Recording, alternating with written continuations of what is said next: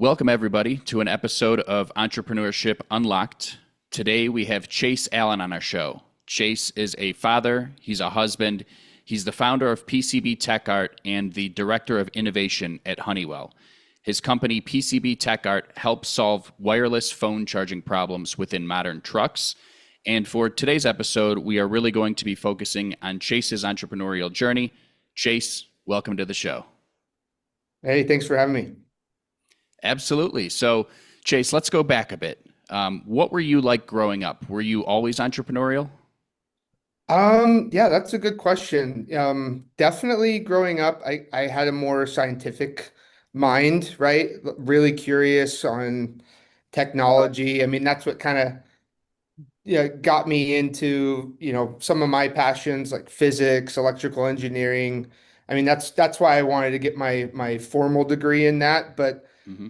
in pursuing that as I grew up, right, I saw just how key the business side of everything was, right? And that's where I got even more and more, into business. That just kind of came naturally, right? So yeah, when I was younger, it wasn't like I was like, oh, I want to start a business, I want to do that. I mean, I still had that kind of self-started attitude, but it definitely started, looking back, I loved science. I loved technology, right? I mean, I loved the new gadgets that came out.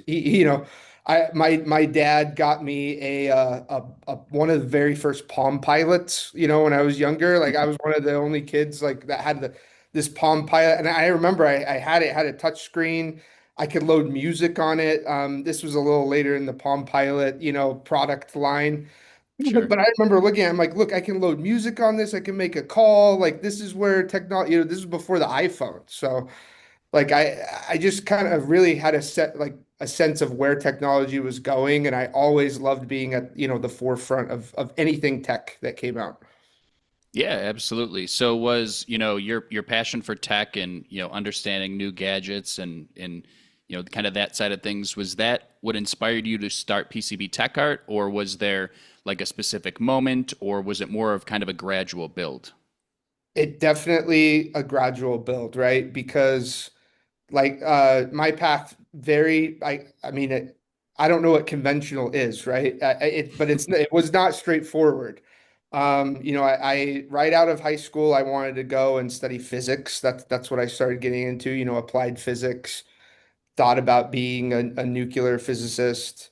Almost got recruited to go live on a submarine, right? Wow. In the Navy.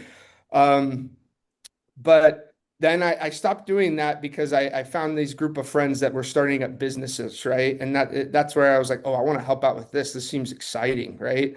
And that's where I kind of got the entrepreneurial bug. And then kind of like any honest entrepreneur would tell you, there was a lot of start and stop and a lot of failure along the way where it's like, let's try Hmm. this idea out. Oh, no, that doesn't work. Let's try this out, right? And things didn't pan out. And then, PCB Tech Art came around as kind of like the culmination and like perfect timing of everything, right? I was really getting my feet wet as an electrical engineer back at the time, and I knew that I wanted to like do my own business, right, without kind of support of my friends, my group, because all the businesses before that did it as a group, right, Hmm. helping out. And PCB Tech Art was the first, like, okay, this is going to be mine, from the start and the get-go. And I'm going to combine, like all of that technology, my passion for it, all my formal education, and put it into that, right? So, yeah, it was, you could say it was like 10, 15 years in the making to get to that Hmm. point. And yeah, and ever since then, over the past 5 years now, it's been great. So many products and pieces of tech that I've got to work on and got to work with great companies. Yeah, absolutely. And I think that's something that will really resonate with our listeners is, having to fail to finally succeed, right? I don't think there's many entrepreneurs out there that with their first business idea, they struck gold. And, that's probably how it should be, right? It should, you should have to earn your stripes in this space, I feel. And so let's talk about, when you started PCB Tech Art, What were those first few months or first few years like? Turning just an idea, something that started as an idea, into an actual business. Yeah. PCB Tech Art itself has been highly iterative and it's evolved. Those first few months, I'd say, were really exciting, right? I mean, like total flow state. Hmm. I built the website from the ground up, kind of, connecting all the social media things. That was fun. I'd done some marketing, in some of my old businesses that I've helped out on. So bringing those pieces in. But from a product offering standpoint, what we were wanting to do is completely different from what we do today, right? And we Hmm. tried a lot of different ideas. But I think, when you're starting out a business from scratch like that, unless you already are very focused and you're like, I know I want to do X, Y, and Z in this specific space, and you understand that market perfectly. But if you're kind of entering in and you have a lot of interests like I do, where I can go in 1,000 directions, it's like it just became like this incubation where it's like, hey, let's bring in, I can bring in people that I know, that I've worked with, colleagues, friends. What products do you like? Let's try that, see if that Hmm. works, launch it, right? And like, it's all about speed to market and trying to get those out there and just seeing what clicks at the end of the day, right? And now, like you kind of mentioned in the intro, right? Like we primarily are solving these problems for wireless car chargers for new vehicles that are hitting the market. And if you would have told me 5 years ago that's where PCB Tech Art was going, I would have a hard time believing you. Like, because first off, 5 years ago, I didn't even know what that market was. I didn't even know about that problem. And that problem came about that kind of incubation process. Again, bringing in friends, colleagues, having them tell me what their problems were, what products they wish to see. And then when we launched kind of our first gen product that's out there right now, I mean, it just clicked and took fire. And that's where it's like, okay, now I'm going to shift all my focus over there and let's just Hmm. focus on that. And now it's about refining that, and so it's from the first years, right? It was all about let's try to build a business, bring it all the pieces together, right? See what we want to do. And now it's a totally different problem where it's about scalability, right? And Hmm. and trying to refine what we have and scale it to big levels. Yeah, that's great. And again, one thing that you said that really resonated to me was that you've tried and tested so many different things, right? A lot of people would have maybe given up after their first concept or their first product didn't work out, but you continued to pursue, and down the road found a lot of success with like you mentioned products that you didn't anticipate producing. So, what exactly, explain to the people the wireless phone charging issues that people are having within modern trucks and how PCB Tech Art solves that? Yeah. I mean, in these new vehicles, all in the car space itself, to back up a little bit, in the automotive space itself, I mean, they try to be at the forefront of a lot of technologies, right? And but it takes time. There's regulatory pressures, right? I have some experience in that, working in that space also outside my company, just knowing the regulatory process. It could take like 5 years to get a new component approved, right?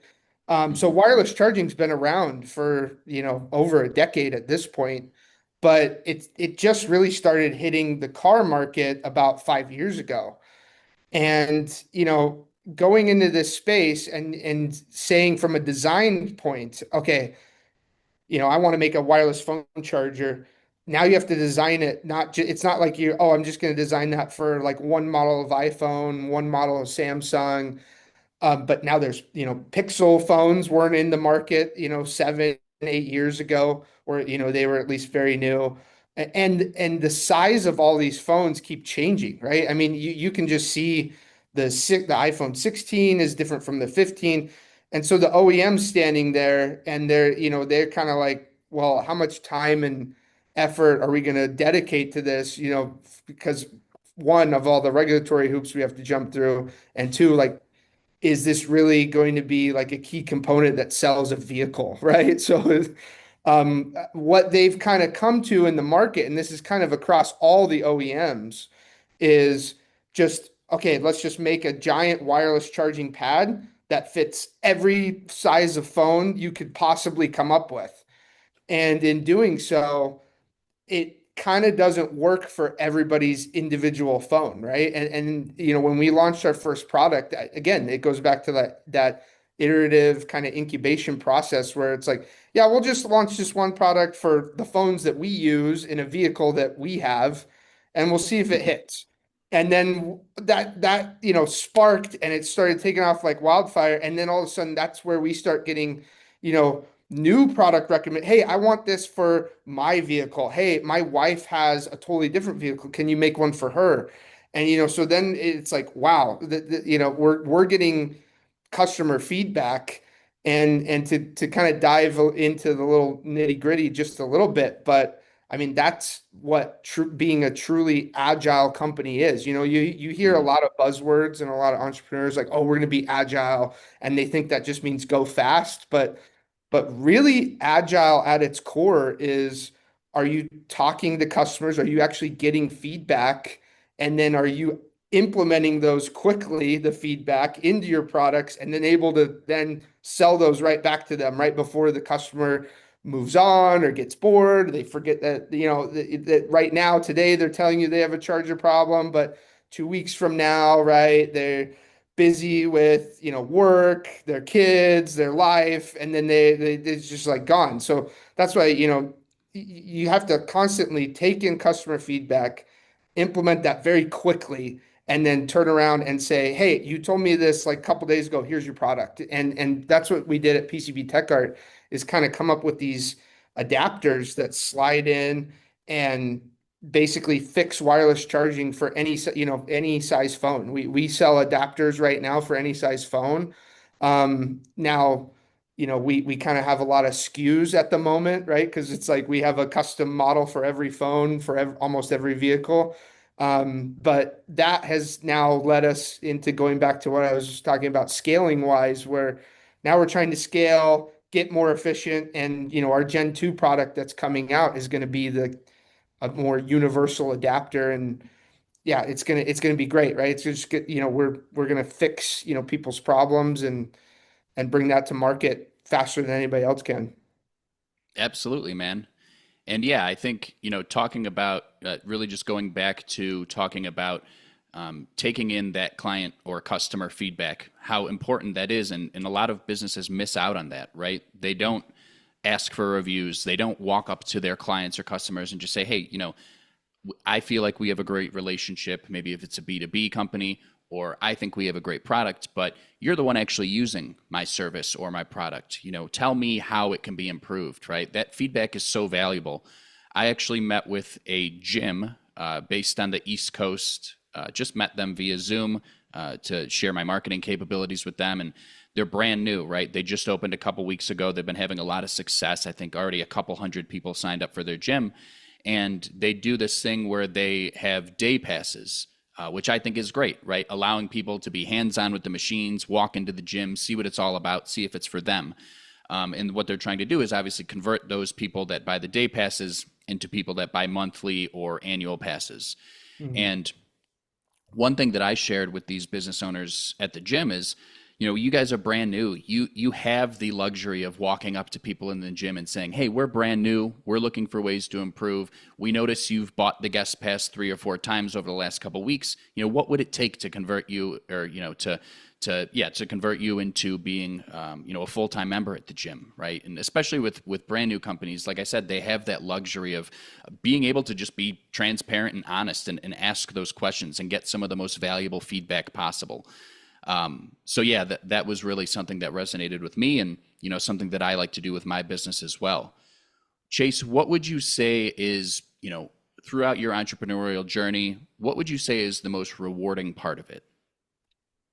Oh, the most definitely for me, and I mean, I guess this could be different for everybody who's an entrepreneur, but for me, coming from an engineering background, a tech background, I love making quality products that actually make people happy, right? I mean, Hmm. the thing that makes my day is, when I open up our review board, we have like a review tracker, or even when we sell on Amazon, even when I'm digging through at Amazon and I see reviews of people like, I had this problem, I didn't know what to do and this solves it. This has made my day. I'm so happy I found this product.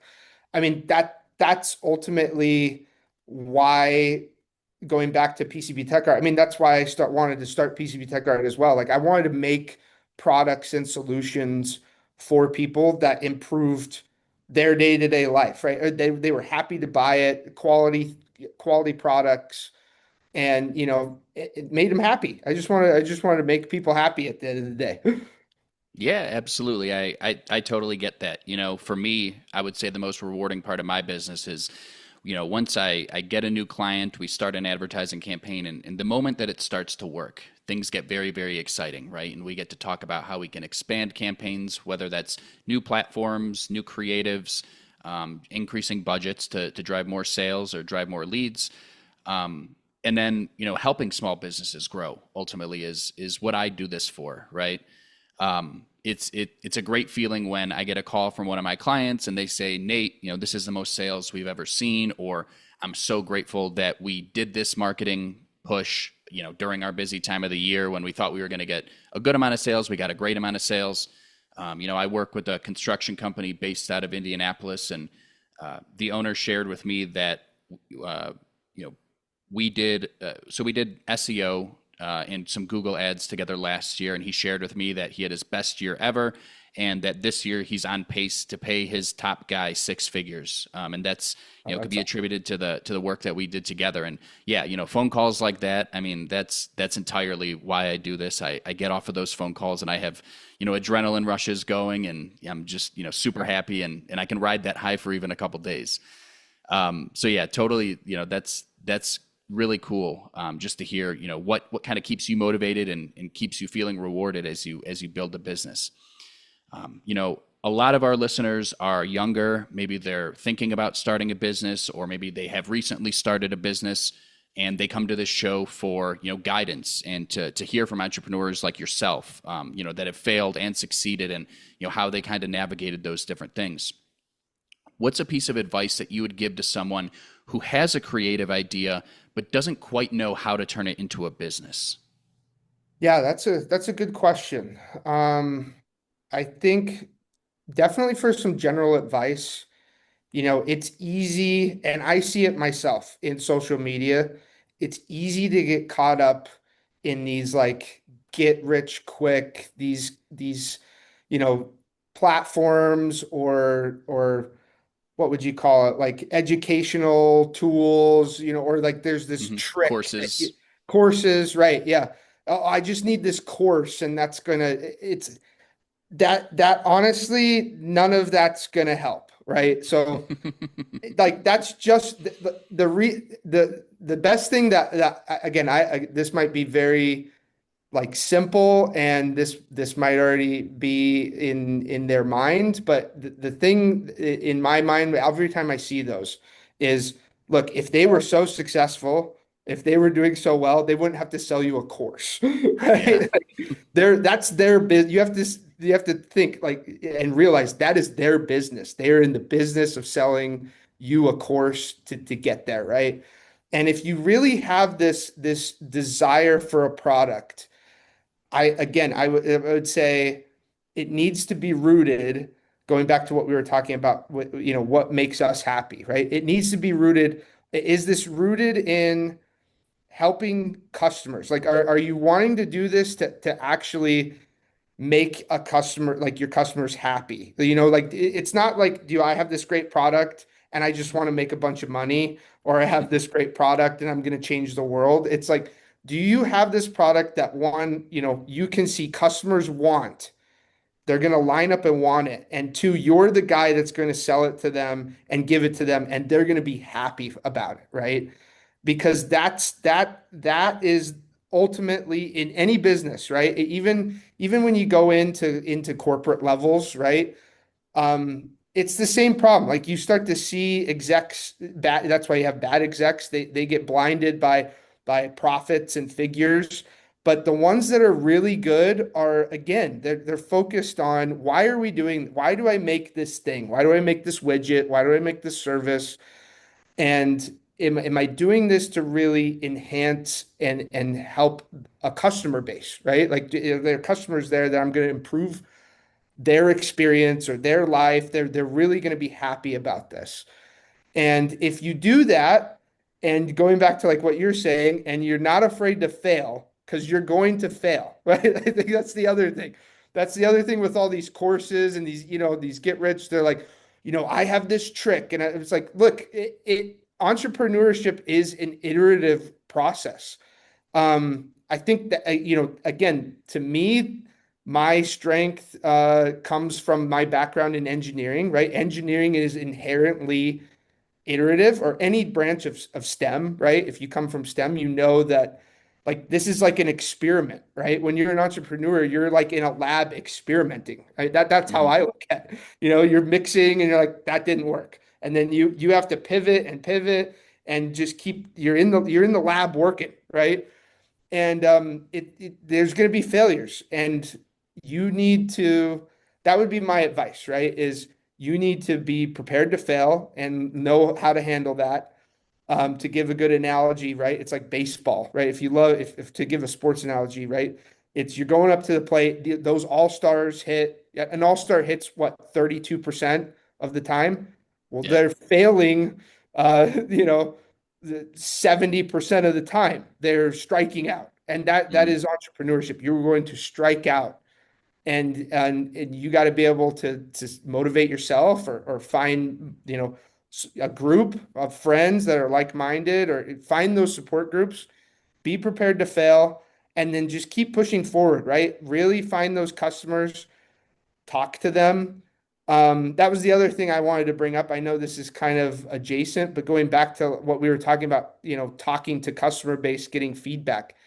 You would be surprised even at big corporate levels, and I think you know this, Dave, because you've worked with them, that they themselves struggle with just talking to their customers. You would think that a big company like Walmart or Amazon or Google or whoever, right? That they're experts. They have the thumb on their. They fail at that.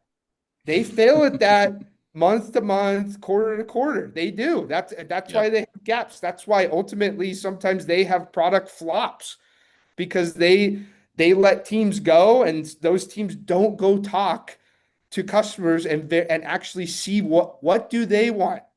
That happens. So eh, that is the hardest part about business. That is the hardest part about entrepreneurship, is just getting out of your comfort zone, getting out of wherever the office, the lab, wherever you're doing business, and actually opening up yourself to customers, to criticism, and Hmm. again, being able to swallow your pride, be strong, and like take feedback, right? Because sometimes, like maybe at the beginning, you're gonna just struggle trying to find people willing to talk to you, right? That's Hmm. gonna struggle, and you just have to keep going.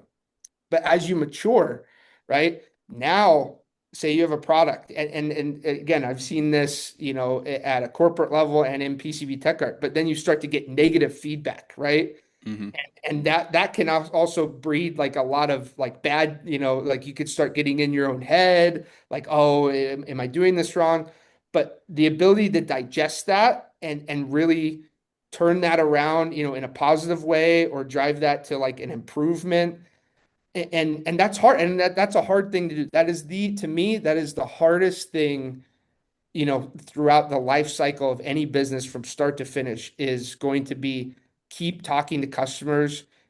Just keep talking to them. You got to keep talking to them. The minute you stop talking to them, the minute you start making products that you think are better, or you think that better than the customers, you're setting yourself up for failure. It's really a cheat code, right? asking Yeah. those customers or clients how you can improve. And to your point, it might be a difficult question to ask, and you might not want to hear the answers that they give. You might think, oh, they're wrong. They don't know what they're talking about. But the reality is they probably know exactly what they're talking about, right? And they're going to give you that unfiltered feedback that's extremely necessary for building, especially a brand new product or service. It's just such an important piece of marketing, as well as sales, as well as product development as well. Yeah. Cool. So Chase, what is next for PCB Tech Art? Anything that you're working on now currently? Anything that you're excited about for the future?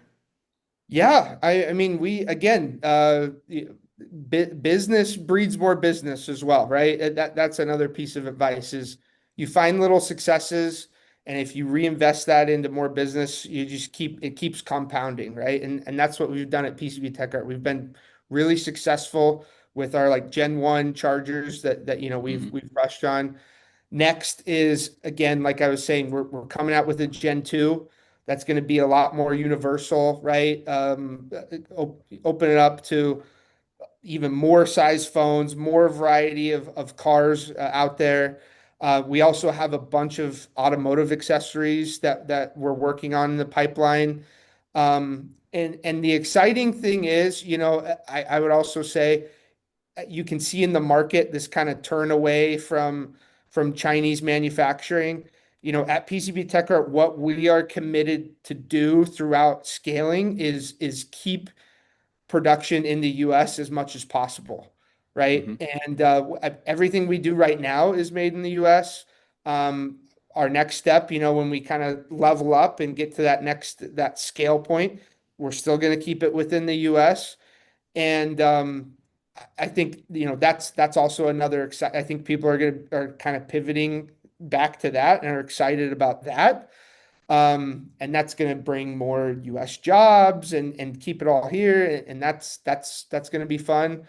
But we also are open to ideas, right? Like I was saying, what PCB Tech Art is at its core and will always be is we are always like this incubation hub, right? If you have even like a one-off, you need design help or you have a product idea, let us know, right? We probably have the tools to make it and design it. We have a team that consists of myself, someone that has background in product management, development, and we have, designers at our disposal.